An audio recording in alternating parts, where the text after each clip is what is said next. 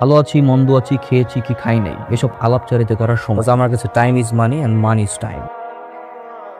কিরে পায়ে 2 টাকার স্যান্ডেল, পায়ে কুচকানো শার্ট, তোর এই ভার্সিটিতে ঢুকার ভিসা কে দিল রে? এভাবে কেন বলতেছিস? ভাই শুনি না, তুই থাকোস কই? আমার বাসা ভাই পাশের বস্তিতে। শালা এমন একটা চিজ যে কিনা আমাদের ভার্সিটির পরিবেশটাই নষ্ট করে ফেলতেছিস। এটা হচ্ছে প্রাইভেট ইউনিভার্সিটি, এখানে স্মার্ট আর রিচ কিডরা পড়তে আসে। আর তোর মতো আবুল ইউনিভার্সিটিতে চান্স কেমনে পাইলি? জুতা কেনার সামর্থ্য নাই, আর তুই ভার্সিটির সেমিস্টার ফি কিভাবে দিস? হ্যাঁ, ওনা তোদের মতো ড্যামেজ স্টুডেন্ট নাকি সেমিস্টার ফি দিয়ে পড়তে হবে? তোরা কি রেজাল্ট জানিস? ও 100% ওয়েবার পেয়েছে। এই ইউনিভার্সিটিতে পড়তে কোনো টাকাই লাগে না, ওর মেধা দিয়ে চান্স পেয়েছে। তুমি সামনে আগাও, আমি আসছি, কথা আছে। কোনো সমস্যা নাই, আমার পেটে ক্ষুধা নাই, আমি খেয়ে আসছি, পেট ভরা আছে। আমি দুটো অর্ডার করেছি, একটা তোমার একটা আমার, খাও।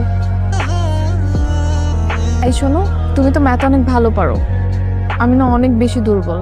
তুমি কি আমাকে একটু ম্যাথ শেখাতে পারবে? অফ ডে গুলোতে তুমি আমার বাসায় এসে ম্যাথ শেখাবে, বুঝছো? তো এটা কেমন? তো ছেলেদের জুতা তোমার পায়ে মানাবে না, এই তোমার জন্য মেয়েদের জুতো প্রয়োজন, এইখান থেকে নাও। এটা আমি আমার জন্য নিচ্ছি না, তোমার জন্য। আমার জন্য কেন? এটা আমি তোমাকে গিফট করবো, তো কেমন, পছন্দ হয়েছে? আরে আজকে তো আমার জন্মদিন না, আমার জন্মদিন তো 2 মাস আগে চলে গেছে, সামনের বছর আবার আসবে। জন্মদিন না তো কি হয়েছে, আমি তোমাকে এমনি গিফট করবো।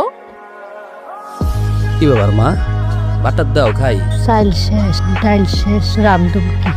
শোনো, আমি নতুন একটা টিউশনি পাইছি, ওই টিউশনিতে আমি অনেক টাকা পাবো।